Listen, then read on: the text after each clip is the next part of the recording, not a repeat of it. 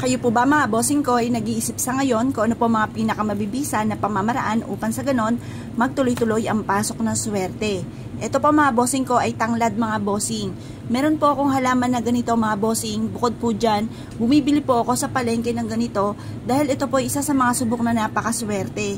Ito po mga bossing ko ay isa sa mga marami na nagpatotoo kagaya po ng isa sa mga malapit po sa akin mga bossing ko na pinaniniwalaan ng tanglad ay isa sa mga pinakamaswerte na nagdulot po sa kanya. Lalo-lalo na rin po ang bulaklak po ng tanglad mga bossing. Isang tanglad mga bossing ko, once na ito ay namulaklak, rare po yan. Kasi yan po yung senyales na maaaring may swerteng darating po sa inyo once na namulaklak ang tanglad. Pero kung hindi pa po namumulaklak ang inyong tanglad, huwag kayong mag-alala. Pwede rin naman po bumili po kayo ng ganitong tanglad na mura lamang po sa palengke. At pagkatapos ay gawin nyo po ito. Humarap po kayo sa may silangan ng 6:30 or kaya po ay alas 7, matatapos sa ating mga pampaswerte hanggang alas 8 lamang po ng umaga. Mag-wish po kayo na mula sa inyo pong puso na sa pamamagitan nito ay magtutuloy-tuloy ang pasok ng swerte po sa inyo.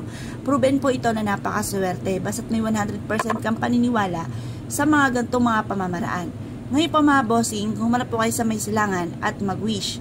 Sabihin niyo po dito na lahat po ng gusto po ninyo na maganap. Halimbawa, ang problema niyo lagi ay pera.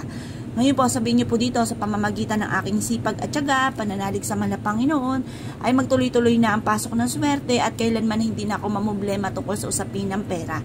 Matutupad lahat ang mga pangarap ko, magkaroon ako ng negosyo na dito na ako yayaman, or kung meron kayong karamdaman, i-wish po dito na gagaling na ako sa aking karamdaman, hindi na ako magkakaroon ng karamdaman, at magkakaroon ako na napakahabang buhay. Halimbawa naman, may problema kayong dalawa ng inyong karelasyon, i-wish po dito na magkakaayos na kami ng aking karelasyon, kailanman hindi na ako mamumblema tungkol sa usapin ng pera, lahat ng mga pangarap ko ay matutupad. Ngayon pa mga bossing, i-wish na lahat ng gusto po ninyo na walang gamit na sana, direct to the point. Ngayon pa mga bossing, itong tanglad ay ibibilad nyo sa sinag ng araw hanggang alas 8 ng umaga. Bumili na po kayo ng ganito, mura lang po ito sa palengke. Sa palengke ko po ito nabili. Ngayon po, tapos talian nyo po siya ng kulay pula at isabit nyo po makalipas ng alas 8 ng umaga ng pagkakabilad, isabit nyo po ito sa may bintana po ninyo kung saan kayo natutulog, kung feeling po ninyo lagi kayo minamalas, or kung gusto nyo ng pangkalahatan mga bossing na swerte ay tuloy-tuloy sa inyo at lahat ng mga kamalasan ng bawat miyembro ng pamilya ay mawala na, sa may main door nyo po siya isasabit.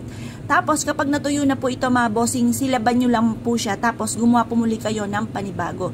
Pero gawin nyo po ito good for halimbawa 3 months, ganon. Pag natuyo na po siya, kasi mabilis naman din siya matuyo, lalo-lalo na kapag po mainit ang sinag ng araw, mainit ang lugar po sa inyo, gawin nyo lamang po after 3 months, sunugin nyo na po siya. Bumili po kayo ng uling, mga 20 pesos na uling lamang, magparikit po kayo, lagyan ng konting asin, lagyan ng dahon ng laurel, ng rosemary, para mas maging powerful, mas mahigit kayo makahatak ng swerte, lalo na sa pera. Subukan nyo po, isama nyo po sa pagsisilab, pagpapausok, itong ating tanglad, at ganoon din po mga bossing ko, magmula kayo sa main door, papasok ng inyong tahanan, para magtuloy-tuloy na po ang pasok ng swerte. Kasi minsan, napapaisip po tayo, anong problema sa atin, masipag naman po tayo, ginawa na natin lahat, pero para lagi pa rin minamalas. Kaya subukan nyo po ito para magtuloy-tuloy na ang pasok ng swerte. Kaya kung pinaniwala mga bossing, asya mga bossing, good luck po sa inyo po lahat.